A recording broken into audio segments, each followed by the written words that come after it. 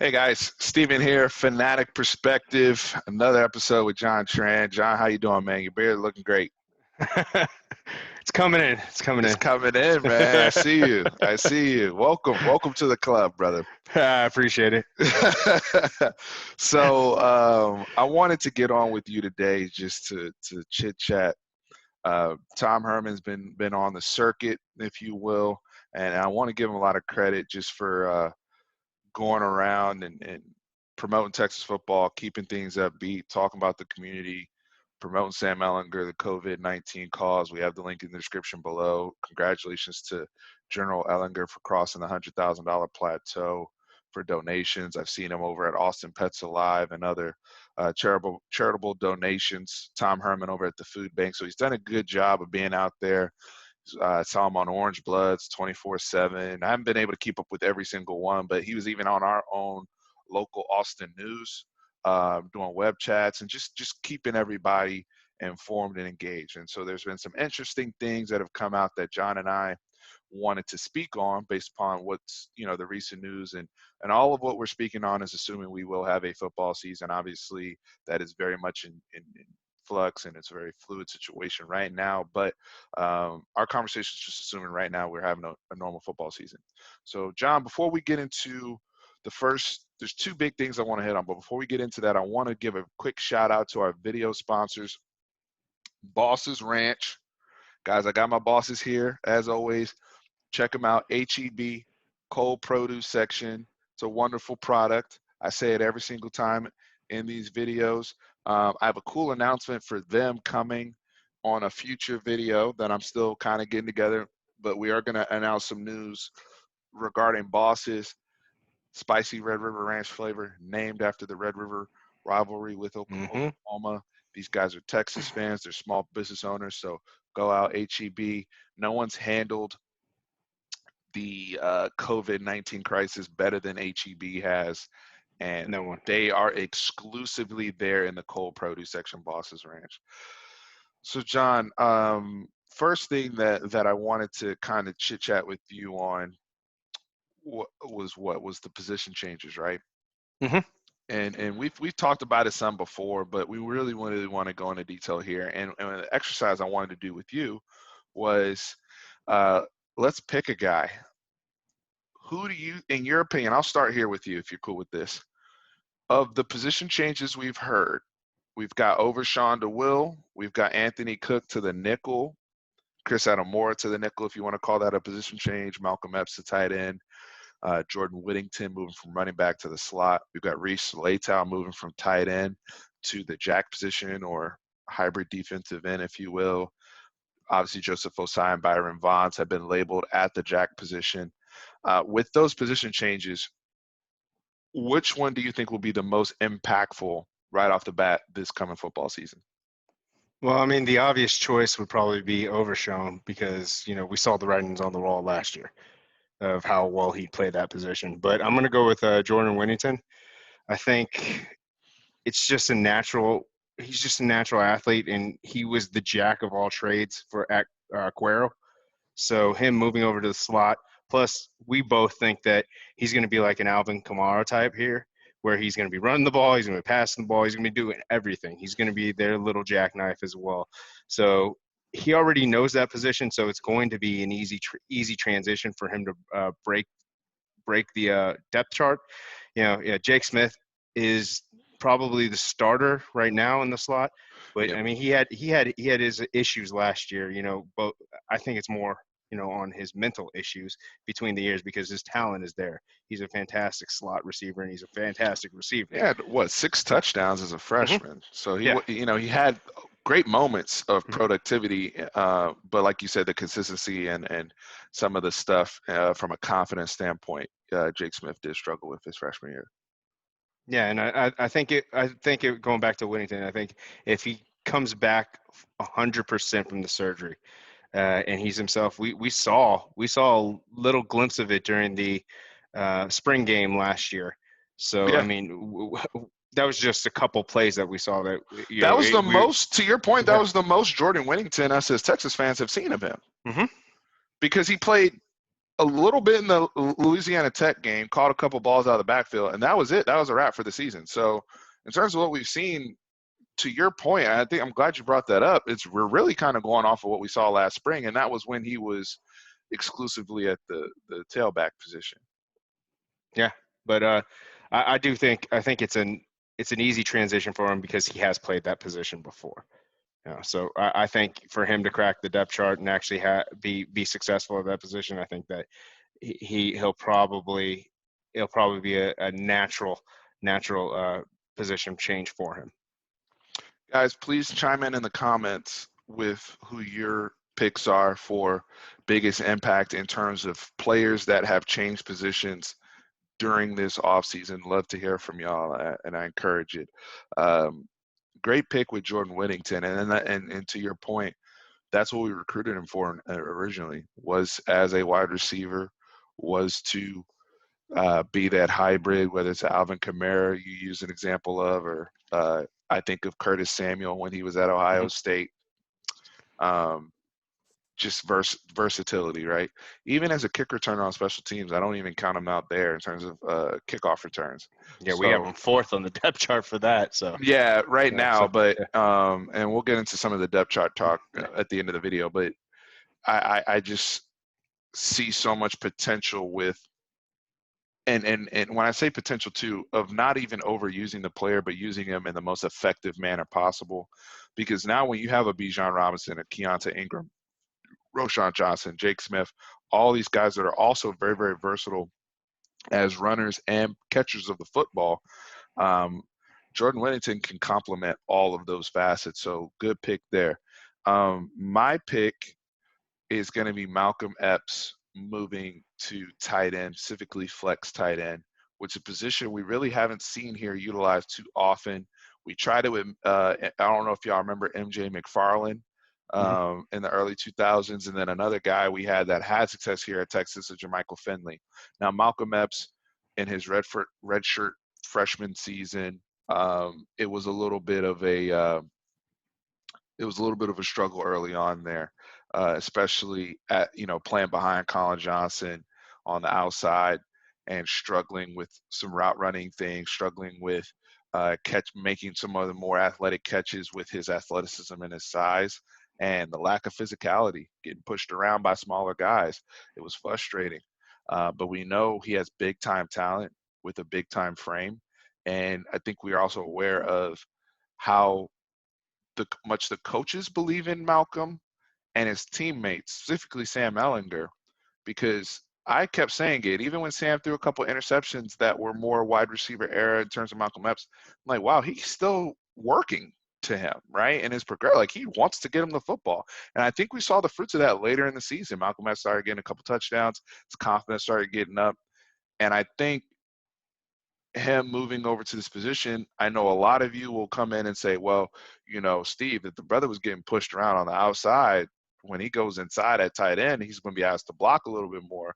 What's going to happen there? Aren't you concerned about that? Absolutely. But I also think I've seen a lot from this brother weight room wise, just some of the stuff I've seen on social media before everything was shut down for COVID-19 was very, very encouraging. The people he was working out with, B, the way his body was looking on social media, and just I think he's a player who's very smart and self-aware.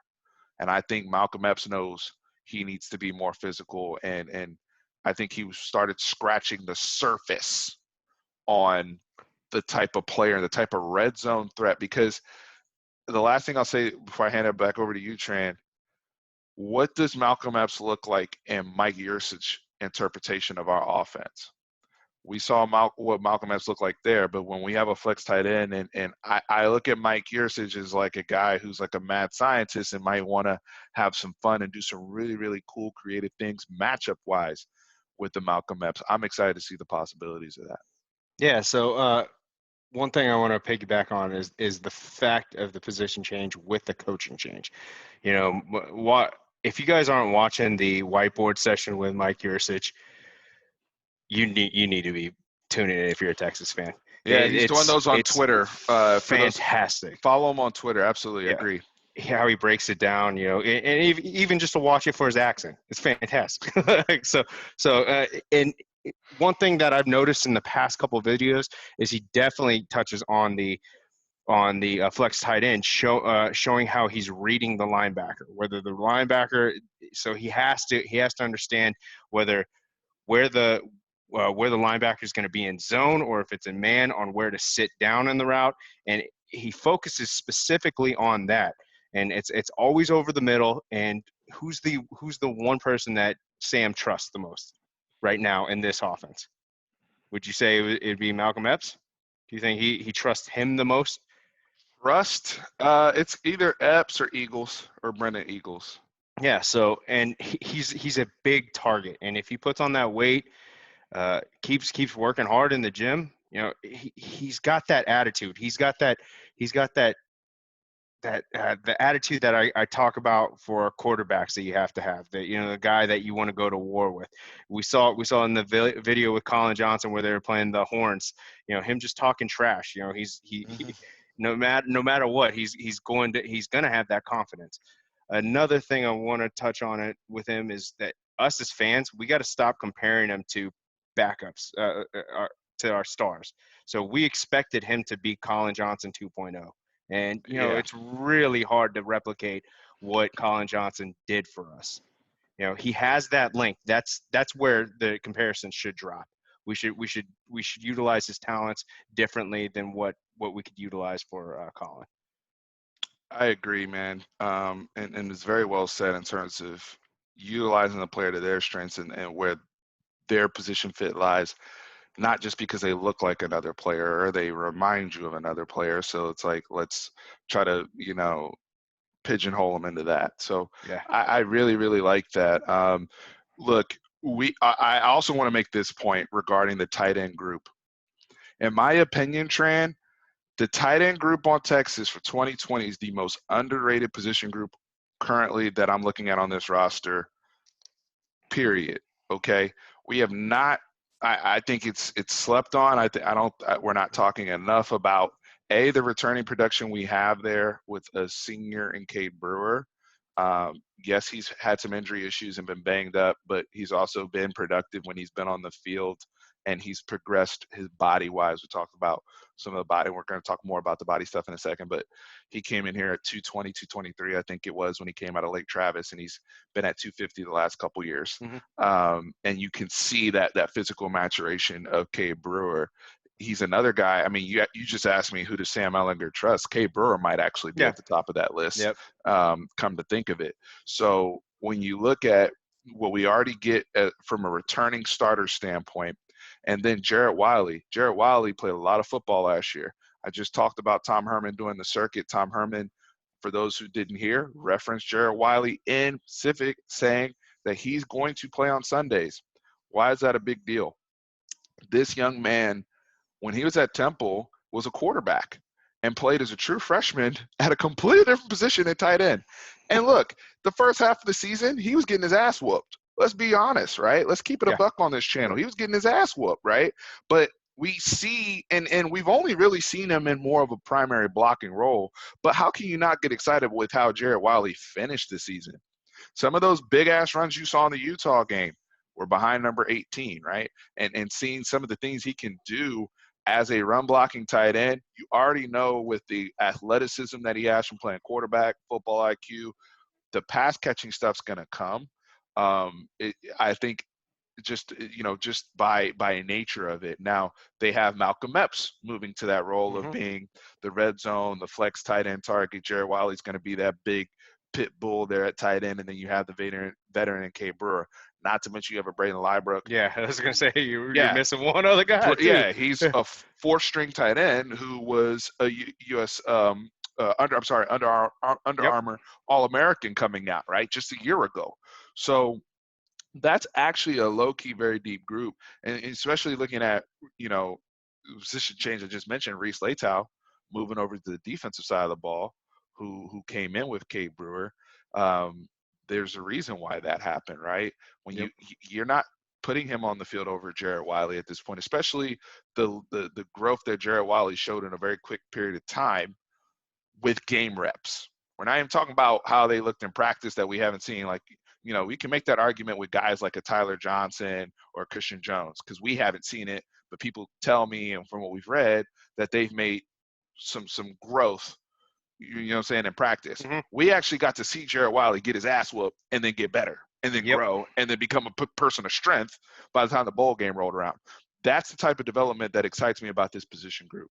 And I think the sky's the limit with Mike Yursich and the gang uh, offensively. And now we have the brother that came over from Oklahoma coaching wise here as well. So I'm excited about this group, just in total.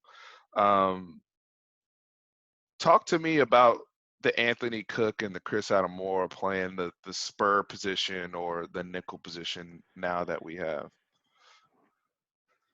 I'm actually a fan of it. I know people are going to say, hey, Chris Adamore should be starting. Other people are going to be arguing that Anthony Cook should be starting.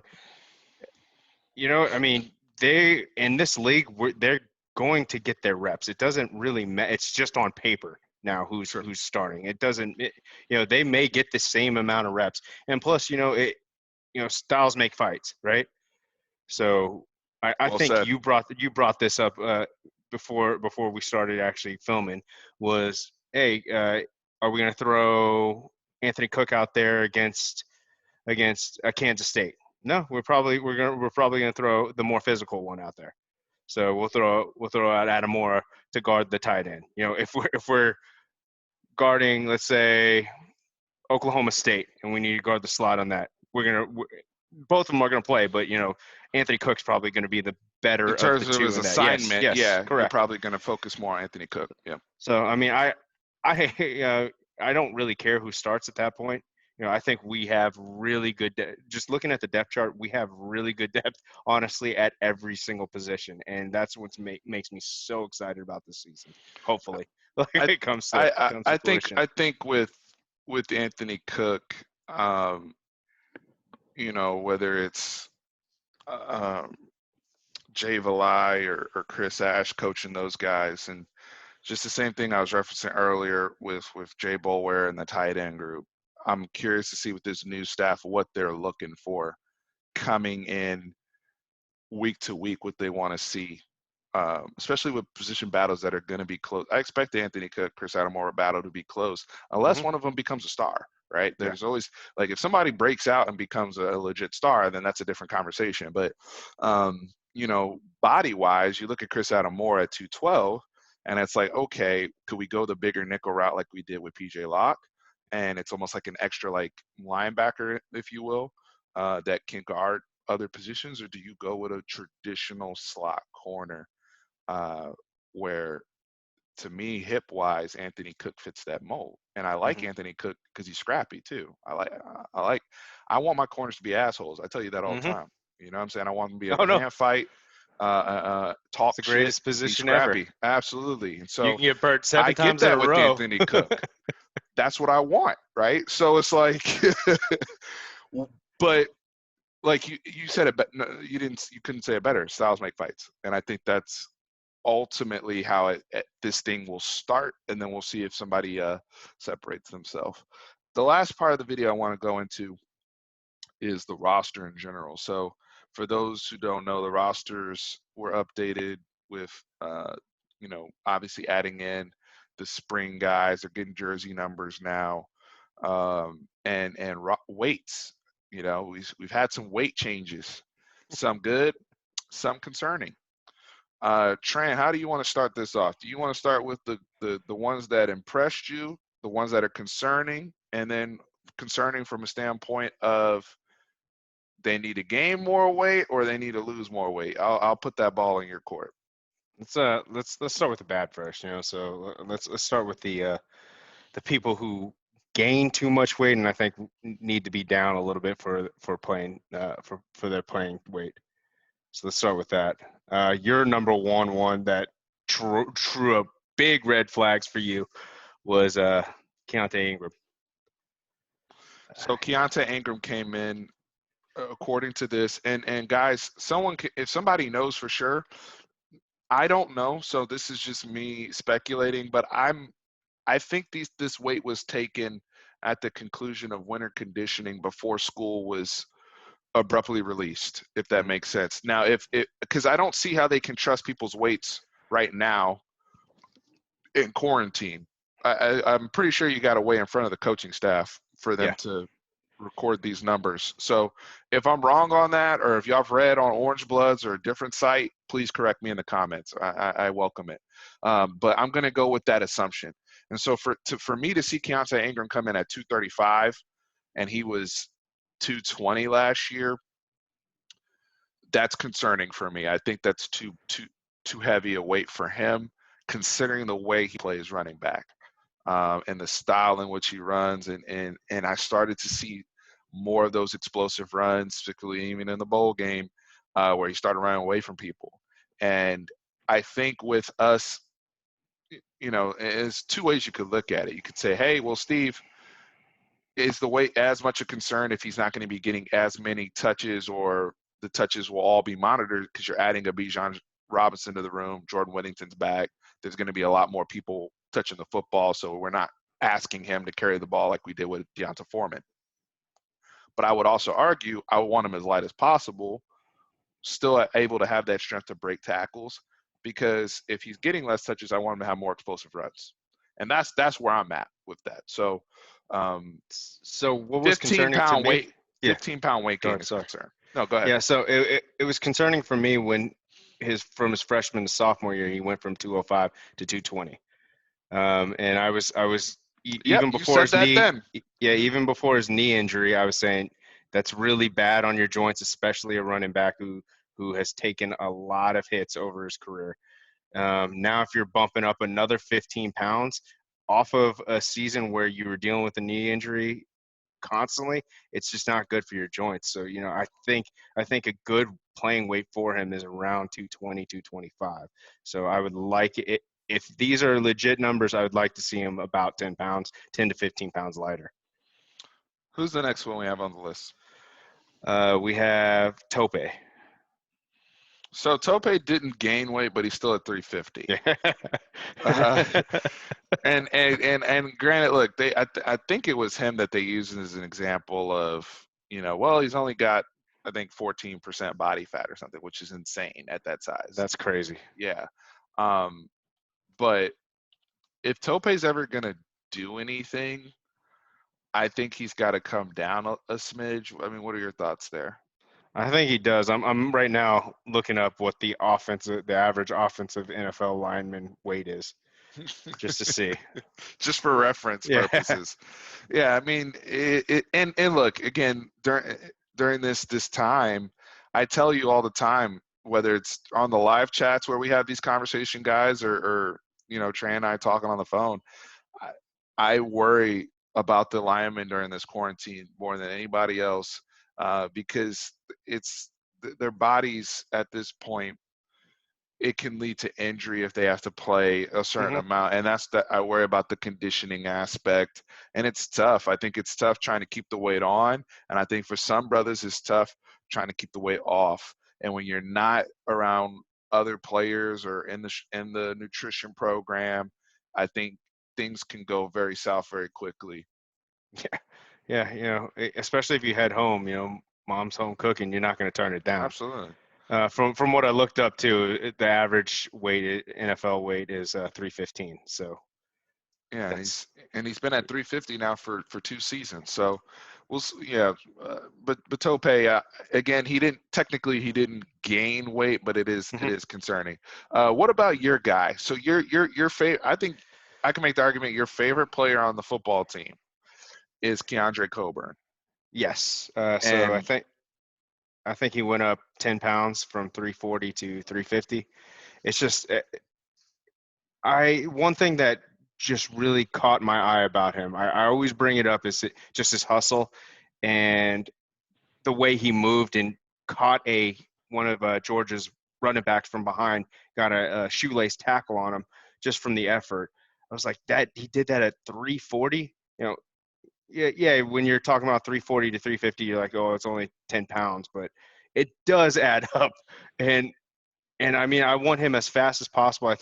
I think for his position in the NFL, you want him honestly around 330, 335 range, which I Agreed. think he can. I think he can get there and just completely blow people off the line because he's just a mauler. And I'm gonna give him kind of the benefit of the doubt because our he's our He anchor has a right now. motor. So Yeah, yeah, he he has has a the motor. motor. He's put in a year of work as a starter, Hmm. and he's impressed us, especially, Yes. again, another guy who finished the season strong. Hmm. And I think just with the scheme change and with this group coming in, he will benefit.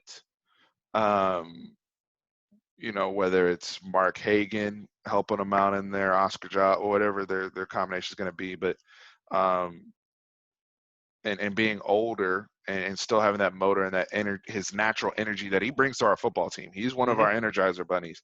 But again, my concern with him is more so injury wise at 350. There's a reason why you don't see a whole bunch of people playing it that weight. That's all I'm saying. Now, there's athletic freaks out there. There's people that are athletic marvels that defy those odds. But there's a reason why it's an exception, not the rule. Who else we got? We have Tavondre Sweat. Okay, He is gigantic for his size right now. I think what's that brother at? 340? 335. 335? Yeah. Yeah, that's too big for him, I think. That's too big. Now, I know he was playing more, of a 3-4 defensive end um, type, and he'll probably move. Where are we saying he's going to play? Probably 3 technique behind Taquan Graham. Oh, Where do we have him on the I'll pull right it now? up We're real we're quick. just going on the depth chart that they have on Burn Orange Nation. So he's back. They have him as the backup nose for Coburn. Yeah, right behind Colburn. So Yeah, maybe so that's why he blew maybe up. that's yeah, maybe Yeah. that so that would make sense Hmm. if they blow him up for that.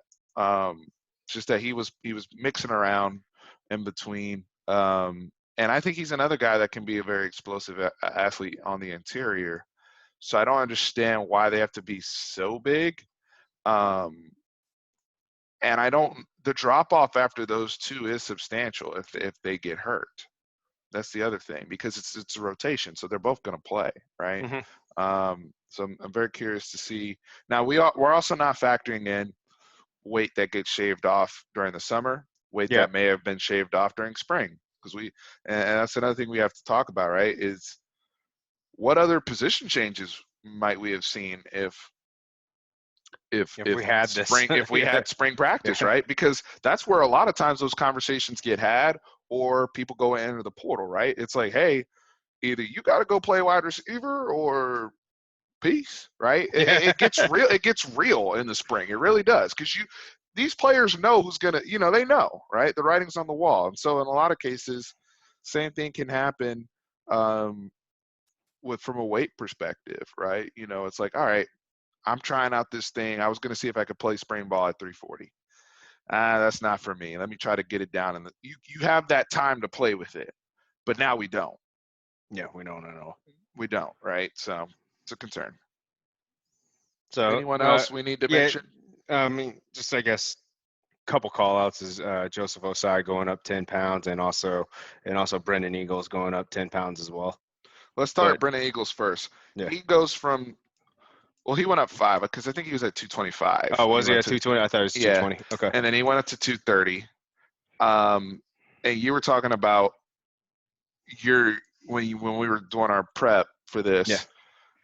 It depends on how he's going to be utilized. Yeah. If he's more of a physical receiver where he's go up and get the ball, just be a freak athlete over someone, a Des Bryant type player, I don't mind it. If he's taking on the same role that he had last year where he's supposed to break away people, I want him to drop down to 225, 220 range just to have that extra boost on him. But other than that, it's not that No, concerning yeah. to me. And then I think we're both with Joseph Osai. We'll give him the benefit of the doubt there, especially Mhm. knowing that he might have to have his hand in the dirt a little bit more on the line with the position change. He was playing a lot of inside linebacker last year as well. He was moving all over the place. So Mhm. 245 to 255 is worthy of note. However, I think we're both giving him the benefit of the doubt there. Yeah, 100%. Anybody that needs to gain weight? Yeah. So your breakout player, you think? Epps, the guy will have the best for change. I think two for his size. Was he 6'7"? 6'7", Six, six, 245. seven. Yeah. So I think an extra 10 pounds will do him right, especially if because we don't want to just put him out there because that just draws a red flag. Oh, it's a pass. This guy's not blocking. We definitely have to have a little bit of window dressing where it could be a run, he could be chipping, and I want that physicality and the extra weight on him that he can actually take on a outside linebacker or DN, just chip him and not get pushed over or get knocked to the ground. Yeah, and it's going to be very complex because I don't want him to be too big to where he loses his flexibility, if you will, and Mm-hmm. becomes too stiff. Because I still want him to have some of that agility that he had and started realizing he needed to really use at wide receiver last year. So I'm going to have that. But at the same token, um, he's going to have to block a little bit, right? Even the guys that are pass catching tight ends have to, like you said, stay in and chip, do some things in the run game to keep defenses honest. And if Mike Yursich is going to build a run play where it's make or break on Malcolm Epps, then that's negligence on Mike Yursich's part. Yep. But I do think that Mike Yursich will say, "Hey, um, I need you to be physical and take your man on, try to get a stalemate. But we'll protect you, right? Even if you're a shitty blocker, we'll protect you. But we need to keep it in a manner that is conducive to us being able to run offense. I'm not asking you to be Jared Wiley out there, and that's not the position you're playing, quite frankly. But we're gonna need you to be a willing contributor and blocker, and I think that's more than reasonable. So, however his frame can take it, if his frame can take it, I'm cool with another 10 pounds. Who Yeah, that's fine. else? Reese Moore going over to the end. Yeah, he seemed to Uh, lose. No, he's offensive tackle, I thought. Or is he playing? Reese Latow's on oh, DN. Reese. Yeah, Yeah, yeah, sorry. yeah. No, you're good. Yeah. Reese Moore. Uh, and again, this is more for depth purposes because, obviously we've got the Cosmes and the Okafors and whatever we do with Tyler Johnson, Christian Jones, Willie Tyler. We got a lot of guys out there playing on the edge, and then even the young guys coming in like Carrick. But uh, Reese Moore was one of those underrated guys who was like a tight end or defensive end, real small, that came in at like 260. They were trying to get him up. I think he was up to like 290 last year. So to seeing him drop back to the 280s is a little concerning. But again, when that was taken versus where he'll be season wise, we'll see. Just you know, seeing him go backwards in weight is eye opening to me. So I'm just curious there. Uh, Joshua Moore, I think, went down in weight. That one concerned me because he was at 180 last year hmm and You he's think at he might have? 170. You think he might have gone down due to a lot of the stresses he was dealing with his situation? Maybe. Um, and he just got formally reinstated like hmm not that long ago, right? So I Yeah. don't, but he was with the team. It's not like he was away, Yeah. right? He was allowed. So Wasn't he allowed to work out and yeah, practice with he the was teams? Yeah. practicing. Yeah, Yeah. they said he was a monster in practice. At times, the best wide receiver they had. They said that. So I'm very curious to see him go back to 170, which is kind of like high school playing weight for him. Is is I think the brother needs to be around 180 Yeah. because you're also talking about a guy his freshman year who jacked up his shoulder, right, and missed the rest of the season. So that's how some of the reason why we got here in the first place with him, in terms of why people haven't seen more of Joshua Moore outside of the gun stuff. So uh, protecting your body, like they said, getting that armor on there from a muscle perspective will be important, I think, for him getting some weight back on. Any positive ones out there? I like Samuel Cosme staying at the same weight. That's really reassuring, especially It's saying that he's taken this year very seriously. He knows there's a lot of money on the table, and if he's continuing at his weight and his playing weight and playing size from last season, that he had a great, I'd say, a pretty good season. Absolutely. He's focused. That's one thing that I noticed about him. Absolutely. No, that's a really good one. And I also like Roshan Johnson staying at 215 and staying put there. I think that's a really good weight for him. I like the way he was able to run at that weight and stay Mhm. healthy throughout the season. So, uh, Jake Smith, I think, is at 195. That's good for him. That's good. That's a good weight. Yeah, those are good. Those are good weights. So I know I some of think that. I think Sam even staying at 230 is good too. Yeah, I don't want to see Sam get too big. See some of Yeah, these quarterbacks, yeah. and I know there depends on skill set and what they're asking you to do. But like even the dude, Jacob Eason last year, he looked like he was damn near 350, 355 at one point. Like he got really, really big, and I think he's down to like 235 draft wise. But like I don't, everybody has an ideal weight for them based Mhm. upon what the coaches need you to do and the Yeah, responsibilities you're going to have.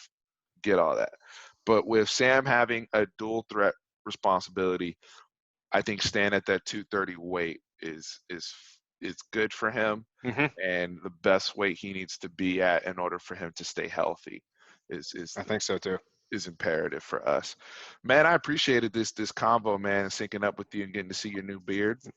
Uh, Make it sound like we haven't talked since. I know. But seeing your face, Yeah, you know what yeah, I mean? yeah. No, I get It's it. a I little get it. bit different. I do want to do this. I mean, again, y'all let me know in the comments what you thought of the position changes.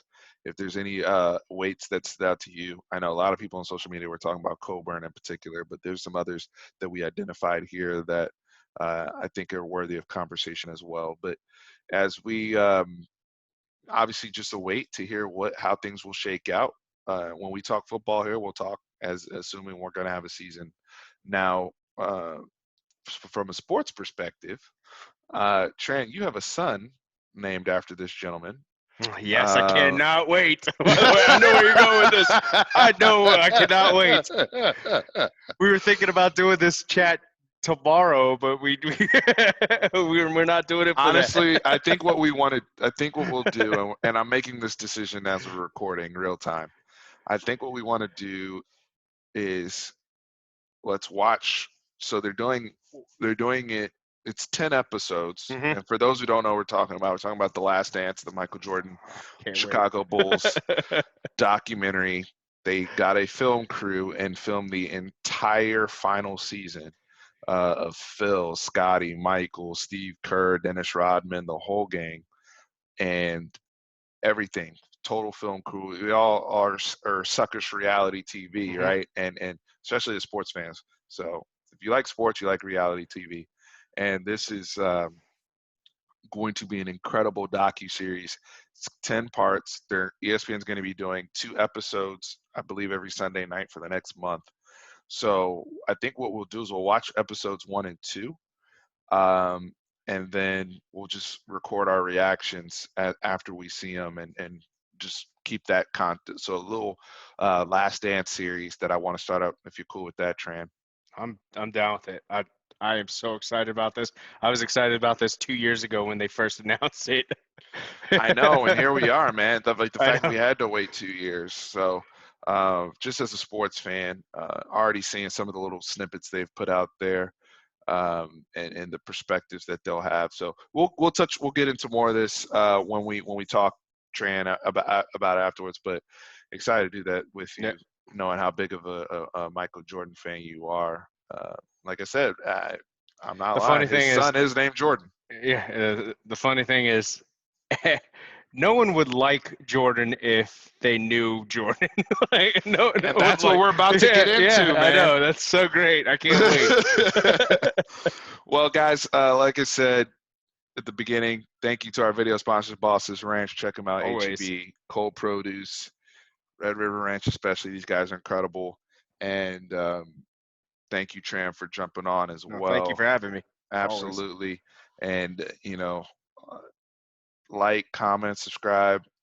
still trying to grow the channel. I know it's not been a whole lot of sports and stuff going on, but we'll try to get as much content out to you as we can when we can, and keeping up with all the topics. If there's anything else y'all want us to touch on, we'll get into some other creative content down the road as well that we need to get out. But just wanted to keep up with the latest news because these are some things that we have been talking about the last couple weeks, and I'm glad we got to get this out to y'all. So with that, man, horns always up.